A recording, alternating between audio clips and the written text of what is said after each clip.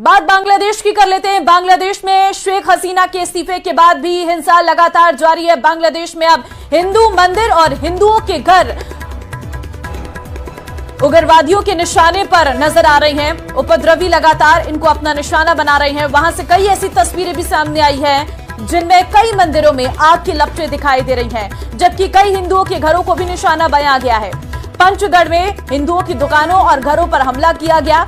एक ही जिले में 12 घरों को आग लगा दी गई, जबकि दिनाजपुर में 10 घरों को उपद्रवियों ने जला दिया। खबर है कि लक्ष्मीपुर में 300 लोगों ने एक साथ हिंदुओं के घरों पर हमला बोल दिया है। उधर इस्कॉन मंदिर में भी तोड़फोड़ की गई है, जिसकी वीडियो सामने आई है। इस्कॉन ने दावा किया है कि कई मंदिरों में आग लगा दी गई है।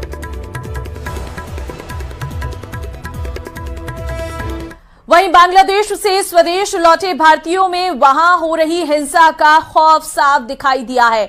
बांग्लादेश से लौटे भारतीयों ने वहां का हालात जो है वो बयां किए हैं।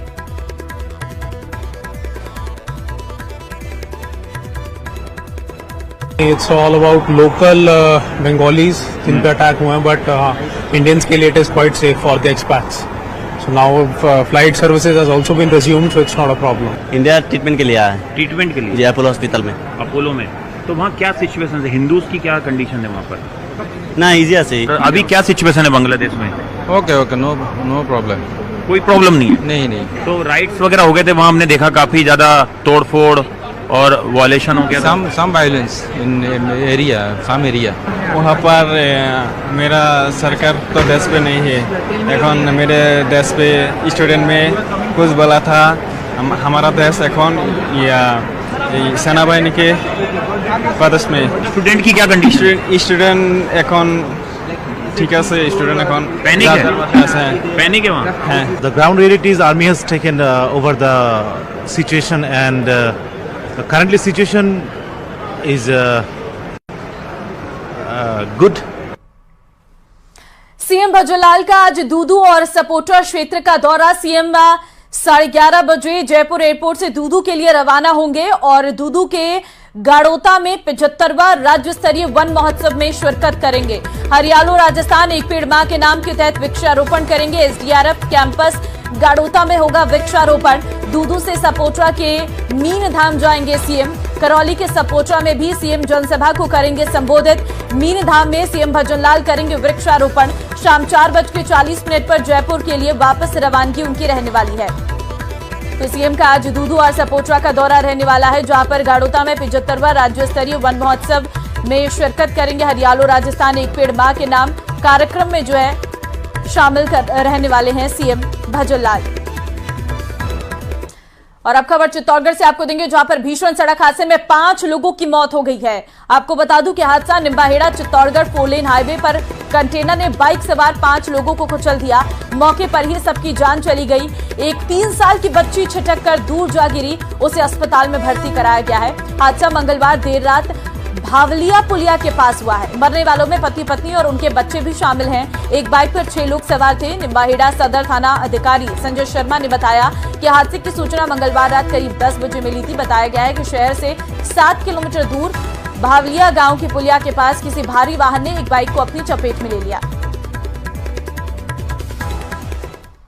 बात जोधपुर की करते हैं, जहां पर पानी में फंसे एक ही परिवार के 15 लोगों का रेस्क्यू कर लिया गया है।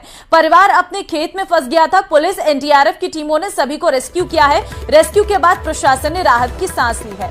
तो पूरे परिवार को फिलहाल रेस्क्यू कर लिया गया है। 15 लोगों का रेस्क्यू किया गया है। इस दौरान अब फिलहाल सभी सुरक्षित जगह पर पहुंच चुके हैं। अपने खेत में फंस गया था ये पूरा परिवार, और जहां पर लगातार रेस्क्यू ऑपरेशन किया गया और सभी लोगों को फिलहाल सुरक्षित बाहर निकाल लिया गया है। एसडीआरएफ और एनडीआरएफ की टीमें जो है वो लगातार वहां पर मौजूद रही। फिलहाल सभी लोग सुरक्षित हैं और एसडीआरएफ और एनडीआरएफ ने कड़ी मशक्कत के बाद सभी को बाहर निकाल दिया है। भारतीय वायुसेना जल्द ही अपने रक्षा बेड़े को और मजबूती देने जा रही है। इंडियन एयरफोर्स में आने वाले इस क्रांतिकारी बदलाव की पूरी कहानी क्या है, देखिए इंडिया की सक्सेस स्टोरी में।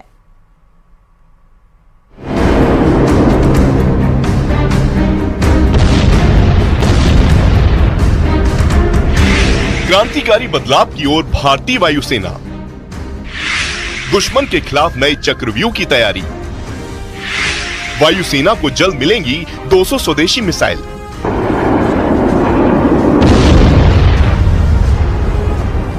ये नई भारत की नई वायुसेना है जो किसी भी आपात स्थिति से निपटने के लिए दिन ब दिन खुद को और मजबूत कर रही है। इसी कड़ी में MK-1 मिसाइल के लिए भारतीय वायुसेना ने भारत डायनामिक्स लिमिटेड यानी BDL को मंजूरी दे दी है, जिसके चलते अब जल्द ही इंडियन एयरफोर्स के रक्षा बेड़े में 200 अस्त्र मिसाइलें शामिल हो जाएंगी। ये मिसाइल हवा से ही दुश्मन को मार गिराने में सक्षम है। इस प्रोजेक्ट को सफल बनाने में DRDO की बड़ी भूमिका है। रक्षा अधिग्रहण परिषद ने 2900 करोड़ रुपए से ज्यादा की इस परियोजना को 2022 से 2023 में मंजूरी दी थी। सभी परीक्षण और विकास कार्य पूरा होने के बाद अब इन मिसाइलों के प्रोडक्शन को भी मंजूरी दे दी गई है।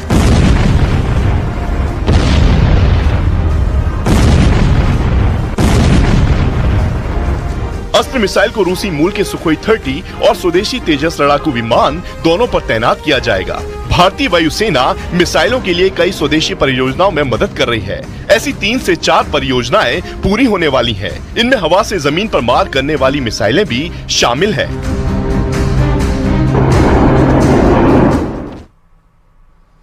पाकिस्तान बॉर्डर से सटे जिलों में बन रहे फर्जी आधार कार्ड की जांच सीबीआई ने शुरू कर दी है। सीबीआई ने 3 आरोपियों के खिलाफ नामजद मामला दर्ज कर लिया है। इस मामले को राजस्थान सरकार ने 9 जुलाई को केंद्रीय जांच एजेंसी को स्थानांतरित कर दिया था।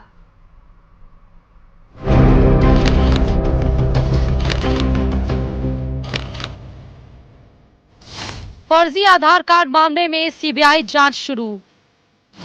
25,000 में फर्जी आधार कार्ड बनने का खुलासा। बांग्लादेशी लोगों ने फर्जी आधार कार्ड बनाए।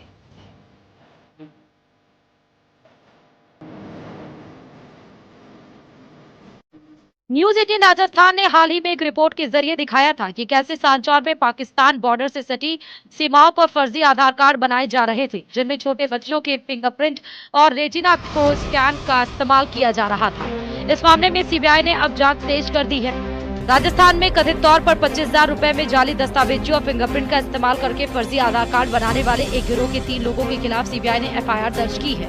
अधिकारियों ने कहा कि बड़े पैमाने पर चल रहे इस रैकेट की शुरुआती जांच में सामने आया है कि फर्जी आधार कार्ड बनाने के लिए स्कूली बच्चों की उंगलियों के निशान और रेटिना स्कैन के साथ साथ पैर की उंगलियों के निशान का भी इस्तेमाल किया गया है।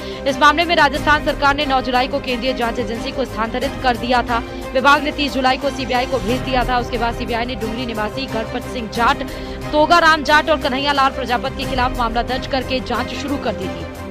शिकायतकर्ता के मुताबिक ये तीनों कथित तौर पर उनकी ई-मित्र आईडी और आधार कार्ड से आधार कार्ड बना रहे थे। फर्जी आधार कार्ड मामले में सरकार अभी सख्त नजर आ रही है। मामला विधानसभा में उठने के बाद सरकार ने भी पिछले 1 साल में बने फर्जी आधार कार्ड की जांच करवाने का फैसला लिया है। सभी जिला कलेक्टर को मॉनिटरिंग करने के निर्देश भी दे रखे हैं। फर्जी आधार कार्ड का मामला इसलिए भी चिंता का सबब है क्योंकि सीमावर्ती इलाकों से घुसपैठ की घटनाएं सामने आती रही हैं। शक है कि इस फर्जीवाड़े की जड़ें देश के दुश्मनों तक न फैली हो।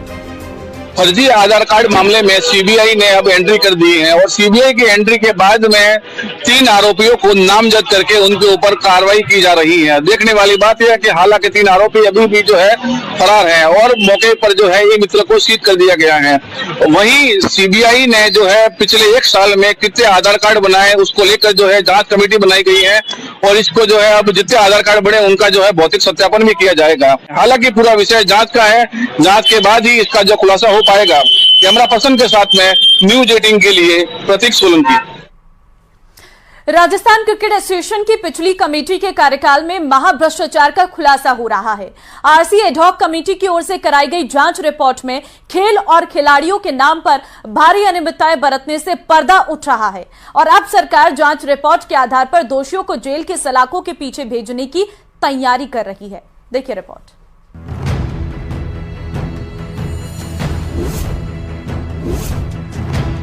क्रिकेट के भविष्य को संवारने के लिए बनाए गए राजस्थान क्रिकेट एसोसिएशन में ही क्रिकेट के नाम पर भ्रष्टाचार का सबसे बड़ा खुलासा हो रहा है। अक्सर विवादों में रहने वाली पिछली राजस्थान क्रिकेट एसोसिएशन की कमेटी ने अपने कार्यकाल में खेल के मैदान से लेकर खिलाड़ियों के कल्याण तक जमकर भ्रष्टाचार किया है।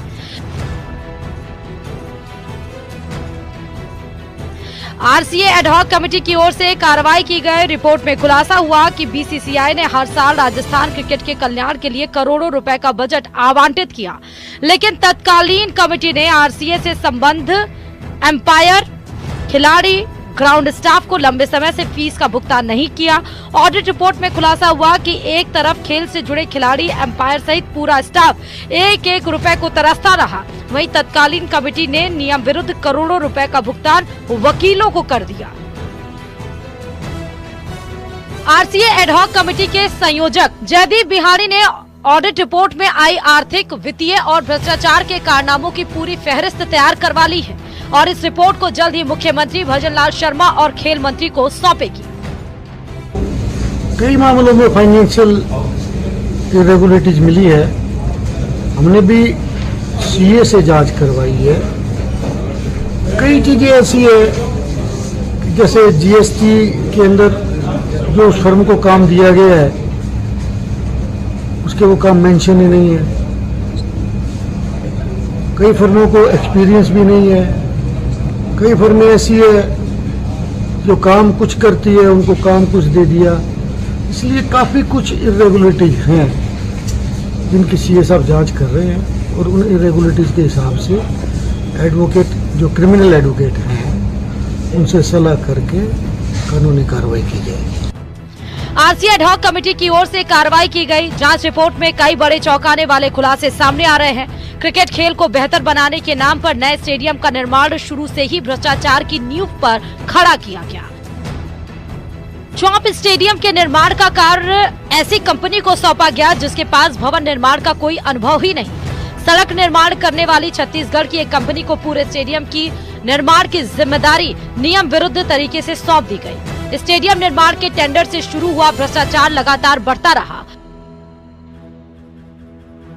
और जो काम कंपनी को 300 करोड़ रुपए के टेंडर में आवंटित किया गया, उसी कंपनी को नियम विरुद्ध लाभ पहुंचाने के लिए उसी स्टेडियम के निर्माण काम की लागत बढ़ाकर 500 करोड़ रुपए तक कर दी गई।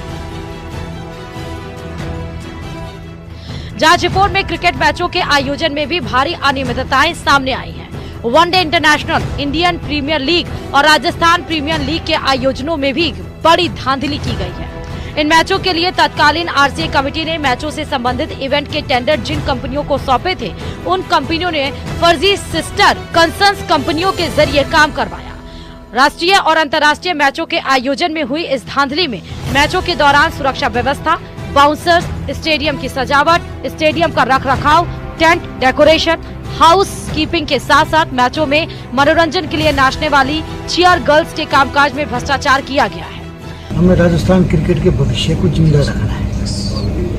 ऐसा कोई काम नहीं करेंगे जिससे कि आरसीए की मान्यता खत्म हो जाए। एफआईआर सबसे सरल और सबसे साफ तरीका है। जो लोग, देखिए, फाइनेंशियल जो भी करप्शन हुआ है वो किया तो आदमियों नहीं है, और ये कोई मानवीय भूल में शामिल नहीं होगा। बहरहाल राजस्थान क्रिकेट एकेडमी की एडहॉक कमेटी की ओर से पिछली कमेटी के कार्यकाल में हुई वित्तीय अनियमितताओं और भ्रष्टाचार की जांच रिपोर्ट तैयार कर ली गई। भ्रष्टाचार में लिप्त दोषियों के खिलाफ एडहॉक कमेटी मुकदमा दर्ज करवाएगी। वहीं बीसीसीआई की ओर से खेल और खिलाड़ियों के कल्याण की राशि में हुई लूट खसोट की जांच के लिए केंद्र सरकार की सीबीआई, प्रवर्तन निदेशालय जैसी एजेंसियों को भी जाँच करने के लिए पत्र लिखने की तैयारी की जा रही है। न्यूज 18 राजस्थान के लिए जयपुर से राकेश शर्मा की रिपोर्ट। वहीं कांग्रेस नेता सलमान खुर्शीद ने मंगलवार को एक अजीब तुलना कर दी है। उन्होंने कहा कि बांग्लादेश में जो हो रहा है वो हमारे देश में भी हो सकता है, भले ही ऊपर से सब कुछ सामान्य दिख रहा हो। सलमान खुर्शीद पूर्व केंद्रीय मंत्री मुजीबुर रहमान की किताब Shikwa e Hind the political future of Indian Muslim के विमोचन पर बोल रहे थे।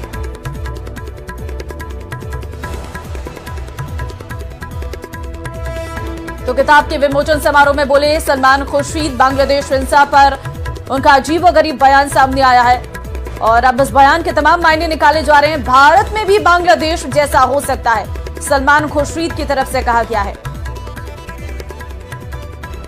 और सलमान खुर्शीद के इस बयान की अब आलोचना चौतरफा हो रही है, क्योंकि अपने आप में बड़ा बयान है उनकी तरफ से कहा गया है कि जो बांग्लादेश में इस वक्त हो रहा है, भारत में भी ऐसा हो सकता है।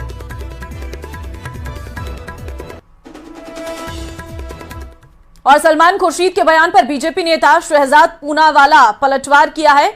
उन्होंने कहा है कि लोगों को भड़काने की कोशिश कर रही कांग्रेस। तरफ तो कांग्रेस पार्टी कहती है कि बांग्लादेश में जो स्थितियां बन रही है, घटनाक्रम हो रहा है, उसको लेकर भारत सरकार के साथ वो खड़ी है, भारत सरकार के स्टैंड के साथ वो खड़ी है। परंतु दूसरी ओर कांग्रेस के नेता, इंडिया अलायंस के नेता, चाहे सलमान खुर्शीद हो, चाहे संजय राउत हो, चाहे इल्तिजा मुफ्ती हो, महबूबा मुफ्ती की बेटी हो, ये नेता लगातार भड़काने की कोशिश कर रहे हैं। अब सलमान खुर्शीद कहते हैं कि जो बांग्लादेश में हुआ वो भारत में भी हो सकता है। क्या ये भड़काने की कोशिश की जा रही है? क्या ये किसी को आइडिया देने की कोशिश की जा रही है? प्रदेश भर में इंद्रदेव की मेहरबानी की वजह से भले ही मेघराज झमाझम बरस रहे हैं, लेकिन इस झमाझम बारिश के दौर में भी पेयजल संकट के कारण जलदाय विभाग के इंजीनियर्स की नींद हराम हो रही है।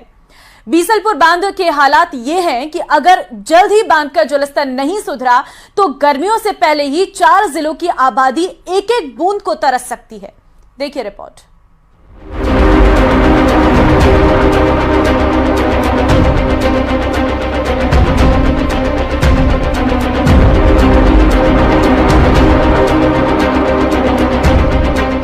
प्रदेश में झमाझम बारिश की वजह से नदी नाले उफान पर हैं, तो कहीं भारी बारिश के कारण बाढ़ के हालात भी बने हुए हैं। लेकिन बीसलपुर बांध की प्यास नहीं बुझ पाई है। टोंक और अजमेर में रिकॉर्ड तोड़ बारिश के कारण सभी बांध, तालाब, ताल, नदी, नाले सब उफान पर हैं। लेकिन स्थानीय बारिश का पानी बीसलपुर की प्यास बुझाने में नाकाम रहा है। दरअसल बीसलपुर बांध में पानी का भराव इसके कैचमेंट एरिया के जरिए ही होता है। बांध का कैचमेंट एरिया का क्षेत्रफल चित्तौड़गढ़, राजसमंद, उदयपुर, भीलवाड़ा, बूंदी, अजमेर, टोंक, केकड़ी जिलों के 27,836 वर्ग किलोमीटर में फैला हुआ है।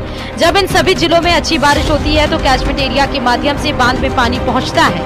कैचमेंट एरिया के बड़े हिस्से को अभी अच्छे मानसून का इंतजार है। बीसलपुर बांध में जलभराव के लिए भीलवाड़ा के मेनाल से निकलने वाली मेनाली नदी, चित्तौड़गढ़ जिले की बेड़च नदी, राजसमंद से निकलने वाली बनास नदी, चित्तौड़गढ़ जिले की कोठारी नदी, अजमेर जिले की खारी और डाई नदियों में जबरदस्त उफान आने पर ही बीसलपुर बांध में पानी पहुंचता है।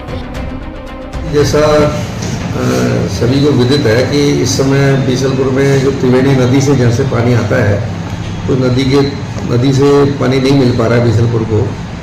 तो करीब 310 मीटर का उसका लेवल चल रहा है और अगर वहाँ बरसात नहीं होती है या कम होती है तो इस पानी को हम नवंबर तक ही सप्लाई कर पाएंगे। तो यदि बरसात होती है, पानी आता है जब, तो आगे उस हिसाब से प्लान करेंगे। नहीं तो फिर इस पर ये उच्च स्तर पर निर्णय करवाएंगे कि इसमें पानी की कटौती की जाए या अल्टरनेट दे दिया जाए, जो भी है इस पर निर्णय करवाएंगे।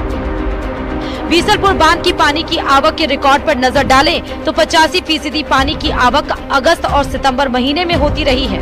इसके लिए पहले कैचमेंट एरिया पूरी तरह से रिचार्ज हो जाता है, लेकिन इस बार बांध का कैचमेंट एरिया ही रिचार्ज नहीं हो पाया। ऐसे में बांध में पानी पहुंचने की उम्मीद भगवान भरोसे ही रह गई। जलदाय विभाग के इंजीनियर इसलिए परेशान हैं क्योंकि बीसलपुर बांध में मौजूदा जल स्तर के हिसाब से दिसंबर 2024 तक ही पेयजल आपूर्ति की जा सकती है। बीसलपुर बांध में जल भराव की कुल क्षमता 38.5 टीएमसी है और अब बांध में करीब 13 टीएमसी पानी ही बचा है। एनजीटी के आदेशानुसार बांध में करीब 8 टीएमसी पानी जलीय, जंतु और पर्यावरण की दृष्टि से बचाना अनिवार्य है। यानी करीब 5 से 6 टीएमसी पानी से ही राजधानी जयपुर जिले की ग्रामीण और शहरी आबादी, अजमेर जिले, केकड़ी, दूदू, टोंक सहित दौसा जिले की आबादी को पेयजल सप्लाई करनी है। बांध में मौजूदा जल स्तर से सिर्फ दिसंबर तक की पानी सप्लाई किया जा सकता है। इन सभी जिलों को पेयजल आपूर्ति दिसंबर तक करने के लिए बांध से पानी सप्लाई की कटौती शुरू कर दी गई है।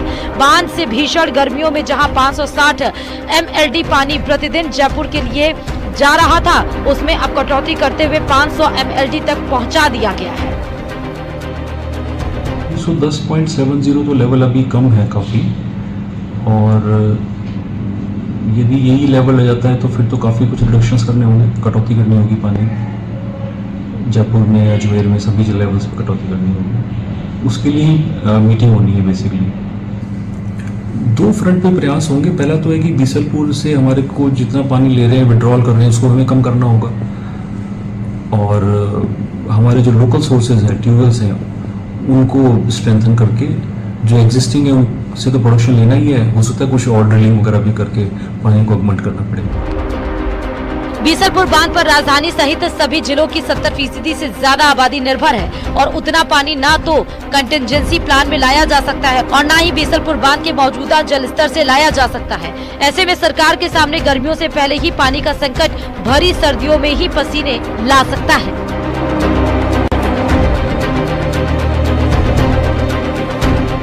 न्यूज़ 18 राजस्थान के लिए जयपुर से राकेश शर्मा की रिपोर्ट। आगे बढ़ते हैं। झुंझुनू की खेतड़ी नगर पुलिस और डीएसटी नीमका थाना ने संयुक्त कार्रवाई करते हुए भारी मात्रा में अवैध शराब जब्त की है। साथ ही एक आरोपी को भी गिरफ्तार किया है। पुलिस ने छापेमारी की कार्रवाई खेतड़ी नगर थाना इलाके में की है। एएसआई विजय भटिया के मुताबिक मुखबिर की सूचना पर देवता ढाणी बाढ़ान के रास्ते पर पहुंचे, जहां मुर्गी फार्म के सामने एक दुकान में शराब बेची जा रही थी। पुलिस ने वहां मौजूद देवेंद्र नाम के शख्स से जब लाइसेंस के बारे में पूछताछ की तो वहां रखी सभी शराब अवैध निकली, जिसके बाद पुलिस ने आरोपी देवेंद्र कुमार को गिरफ्तार कर लिया है। पुलिस ने दुकान में रखी 26 पेटी देशी शराब, 7 पेटी बियर और 17 लीटर अंग्रेजी शराब जब्त की है। साथ ही आरोपी के खिलाफ केस दर्ज कर लिया है।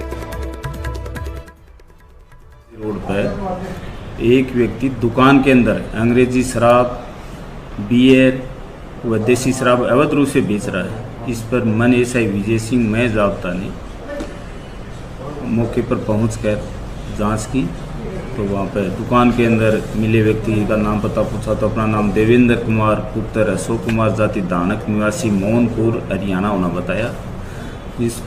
जिसने दुकान के अंदर शराब अंग्रेजी शराब के बोतल अद्धे पवे सजाकर तथा नीचे कार्टून बियर के और देसी शराब के रखकर बेच रहा था, बेचने के लिए रखी हुई थी।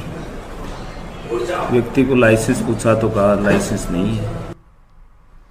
और चलिए इस बुलेटिन में फिलहाल के लिए बस इतना ही। आगे आप देखिए 100 गांव 100 शहर। नमस्कार।